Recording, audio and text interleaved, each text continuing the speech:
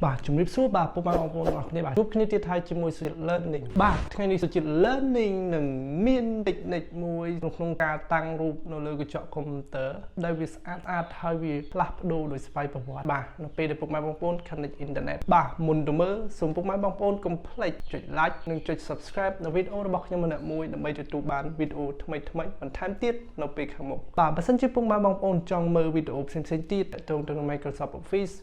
ឬក៏មូលដ្ឋានគ្រឹះមួយចំនួននៃការប្រើប្រាស់កុំព្យូទ័រ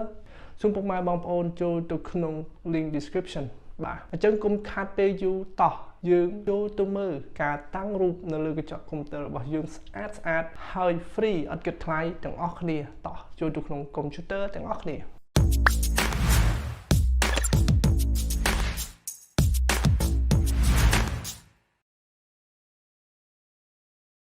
បាទឥឡូវយើងចូលមកដល់ក្នុងកុំព្យូទ័របាទនៅពេលនេះដើម្បីតាំងរូបស្អាតនៅលើកញ្ចក់កុំព្យូទ័រយើងហ្នឹងជាទូទៅពុកម៉ែបងប្អូនអត់មានតាំងទេពុកម៉ែបងប្អូនតាំងតែមួយគឺមួយរហូតតែម្ដងតែនៅក្នុងវីដេអូនេះខ្ញុំនឹងបង្ហាញពុកម៉ែបងប្អូនអំពីការតាំងរូបនៅលើកញ្ចក់កុំព្យូទ័រនេះគឺវាផ្លាស់ប្ដូរដោយខ្លួនវាបាទហើយស្អាតមែនទែននៅពេលដែលពុកម៉ែបងប្អូនគ្រាន់តែ connect internet ปั๊បវាដូរដោយខ្លួនវាតែម្ដងបាទអញ្ចឹងដើម្បីតម្លើងការតាំងរូបភាពនៅលើអេក្រង់កុំព្យូទ័រឲ្យស្អាតហើយឥតគិតថ្លៃនេះតោះយើងទៅមើលបាទទី1ពុកម៉ែបងប្អូនអាចចូលទៅកាន់មួយណាក៏បានចូលកាន់ Google Chrome ក៏បាន Firefox ក៏បានឬក៏ Microsoft Edge ក៏បានបាទឥឡូវខ្ញុំចូលទៅកាន់ Microsoft Edge យើងចុច double click 2 ដងមកពុកម៉ែបងប្អូនមកឆ្វេង2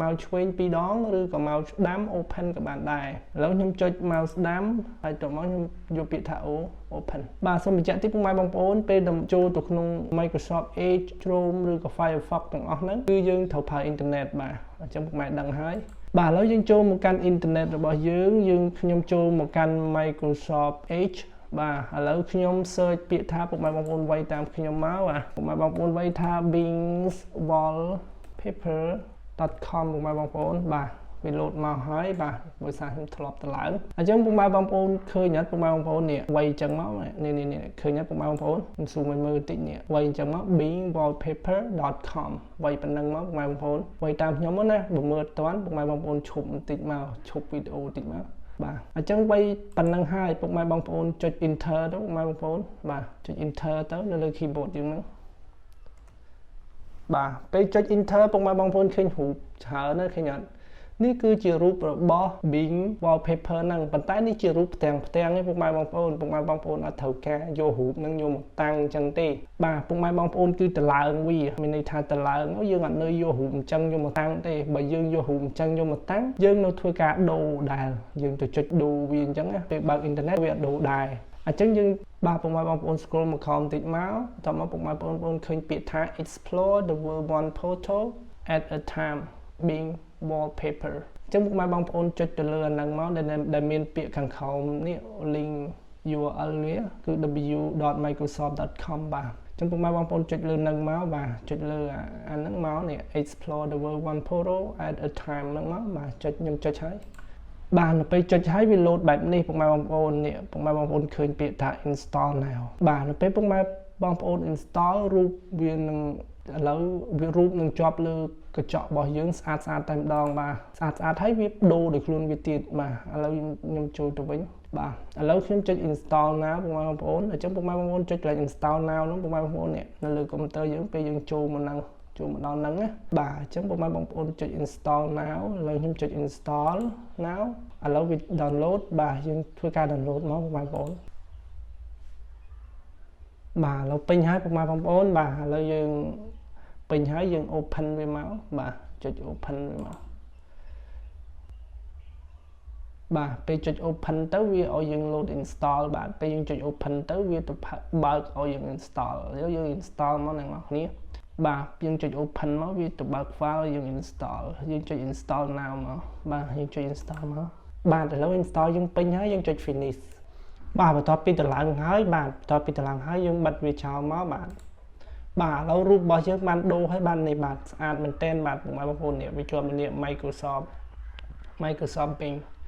bà nó bây cho Microsoft Bing chẳng vìรูปភាព xaមែនតែន bà vìនឹងធ្វើការផ្លាស់ប្ដូរដោយស្វ័យប្រវត្តិនៅពេលដែល internet ពុកម៉ែបងប្អូនភ្ជាប់ទៅ internet ពុកម៉ែបងប្អូនក៏អាចចូលមកដូររូបភាពភ្លាមបានដែរវាដូរម្ដង3ទៅ6រូបភាពពុកម៉ែបងប្អូននៅក្នុងការដូរម្ដងក្នុងន័យថាវាអាចដាក់រូបណាមួយនៅលើអេក្រង់ហ្នឹងប៉ុន្តែមានរូប3ទៅ5ផ្សេងទៀតដែលពុកម៉ែបងប្អូនឃើញអញ្ចឹងពុកម៉ែបងប្អូនចុចកន្លែងវញកន្ទូចហ្នឹងទៅពុកម៉ែបងប្អូនឃើញនេះពុកម៉ែបងប្អូនចុចលើហ្នឹងមកបាទចុចឲ្យពុកម៉ែបងប្អូនដាក់ previous ទៅបាទវាមានរូបផ្សេងទៀតពុកម៉ែបងប្អូនឃើញអត់រូបផ្សេងទៀតខ្ជូតមែនតែនបាទពុកម៉ែបងប្អូនកុំបារម្ភកាលណាពុកម៉ែបងប្អូនដាក់រូបហ្នឹងទៅពេលពុកម៉ែបងប្អូនបិទហើយពុកម៉ែបងប្អូនបើក internet connect លើខោយ